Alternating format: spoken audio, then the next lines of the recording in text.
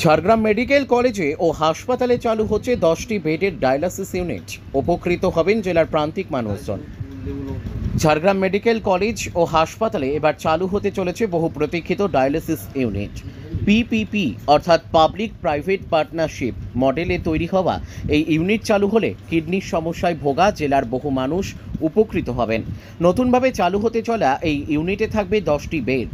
হাসপাতাল সূত্রে জানা গিয়েছে, ইতিমধ্যেই প্রয়োজনীয় ডায়ালিসিস মেশিন এসে পৌঁছেছে। দ্রুতই পুরো পরিষেবা চালুর প্রস্তুতি নেওয়া হচ্ছে। ঝাড়গ্রাম মেডিকেল কলেজ ও হাসপাতালে জেলার বিভিন্ন ব্লক সহ আশেপাশের গ্রামের বহু মানুষ চিকিৎসার জন্য আসেন। কিডনির সমস্যায় আক্রান্ত বহু রোগী এখানে পৌঁছালেও এতদিন ডায়ালিসিসের সুযোগ না থাকায় তাদের কলকাতা বা অন্য কোনো শহরের হাসপাতালে রেফার করা হয়। এতে সময় ও খরচ দুয়েরই চাপ বেড়ে যেত রোগী ও পরিবারদের ওপর। এই নতুন ডায়ালিসিস ইউনিট চালু হলে জেলার প্রান্তিক মানুষদের আর বড় শহরে যাওয়ার প্রয়োজন পড়বে না। স্থানীয় স্তরে আধুনিক চিকিৎসা পাওয়ার সুযোগ তৈরি হওয়ায় স্বাভাবিকভাবেই স্বস্তি পাবেন সাধারণ মানুষ। স্বাস্থ্য পরিকাঠামোর এই উন্নয়নকে ঘিরে খুশি চিকিৎসক থেকে রোগী সবাই। আশা করা হচ্ছে এই উদ্যোগ জেলার স্বাস্থ্য ব্যবস্থাকে আরও এক ধাপ এগিয়ে নিয়ে যাবে।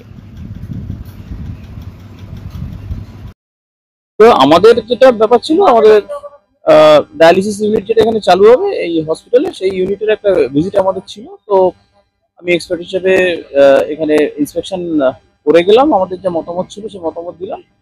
10 বেডের এই হসপিটালের এই 10 বেডের এই ডায়ালিসিস এর ইউনিটটা, এটা আশা করা যায় খুব তাড়াতাড়ির মধ্যে চালু হবে। যেটুকু যা সুবিধা অসুবিধা ছিল সেগুলো দেখে আমরা আমাদের মতো করে বলে গেলাম, রেকটিফাই করে চালু করে দেবে আশা করা যাচ্ছে।